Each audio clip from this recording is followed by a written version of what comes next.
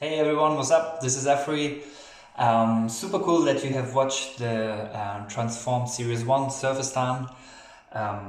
And super cool what you guys are actually doing.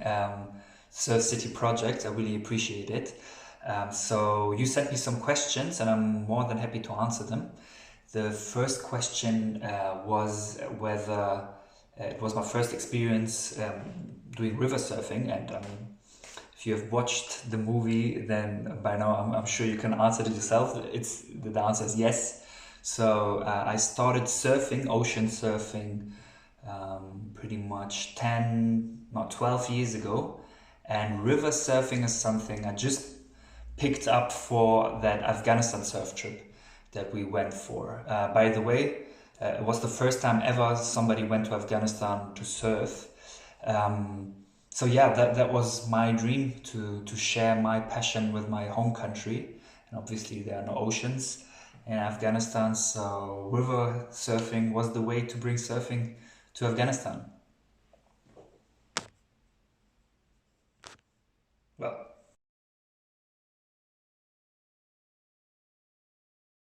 so, next question. What is WRAA? WRAA is the Wave Riders Association of Afghanistan, and it's the governing body of Afghan surfing. It was founded 2012. I was one of the founding members. And by now, it's officially recognized by the ISA, the International Surfing Association. There was already the first Afghan championship. I mean, you know all those things since you watched the movie, I'm sure. And one other question was, what is the goal with WRAA? So basically, WRAA is taking care of all the administrational work of Afghan surfing. I mean, I participated in the World Surfing Games 3 times by now. Hopefully next time, which was actually planned for this year, but due to all the difficulties with the coronavirus, the next World Surfing Games will be next year. But at that World Surfing Games, will have hopefully the first female Afghan surfer.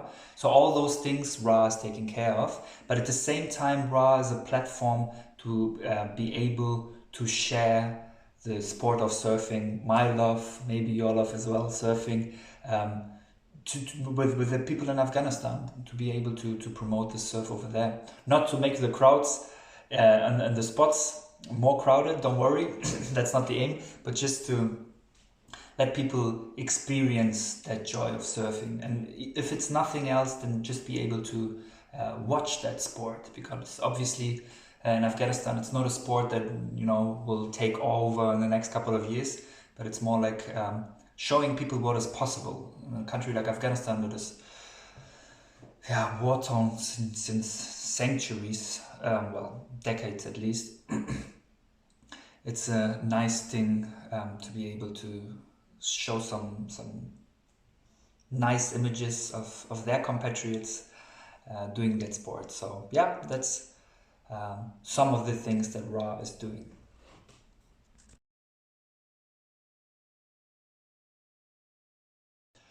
So next questions. What are my goals with surfing? Well, ultimately there is no goal. I just love to go surfing. So maybe you can frame that as a goal. I just want to go surfing. But right now I'm in Berlin, Germany, where you don't have any ocean as well. I guess that's the story of my life as an Afghan surfer. Now, but actually there is a wave. There's an artificial static wave. Maybe that's a good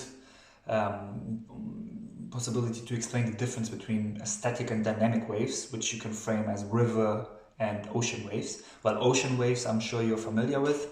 It's a dynamic wave in the sense of that the wave is moving, so the wave is actually pushes you.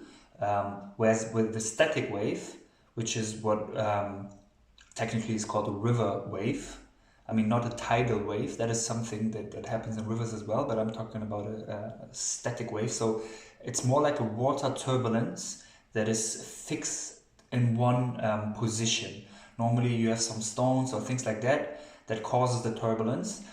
So you basically have one phase that you can constantly surf on.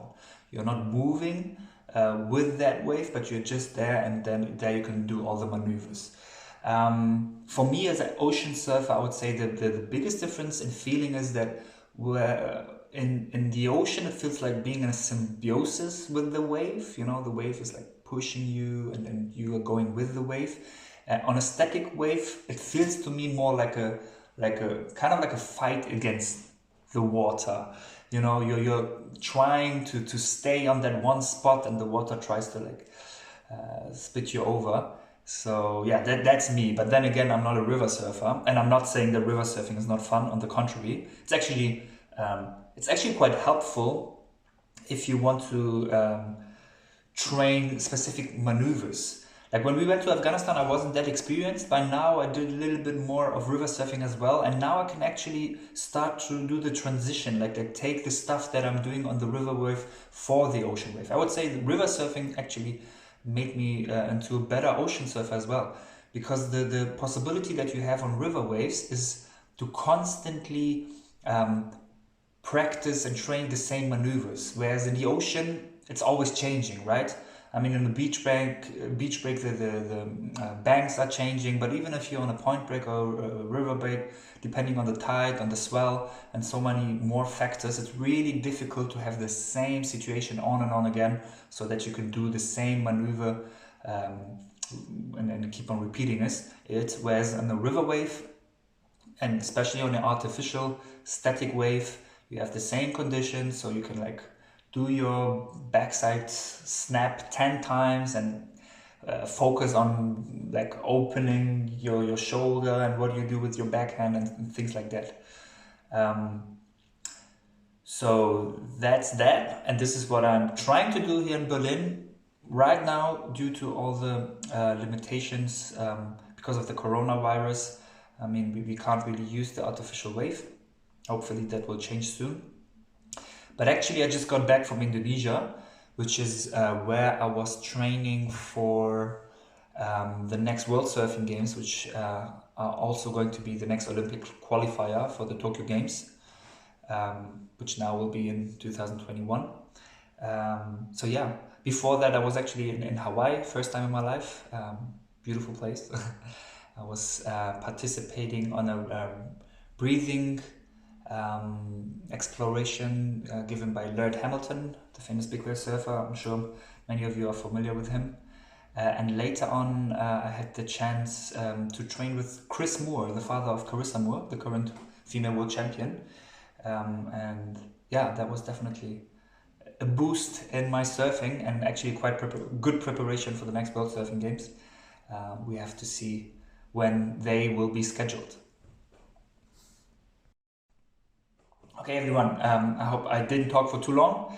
If you have any further questions, please feel free to write me on Instagram. It's Afridun25. Happy to answer all your questions, and super keen to visit you one day. I mean, San Francisco is definitely one of those cities that I always wanted to visit, and many of you might know the book Bavarian Days from Finnegan.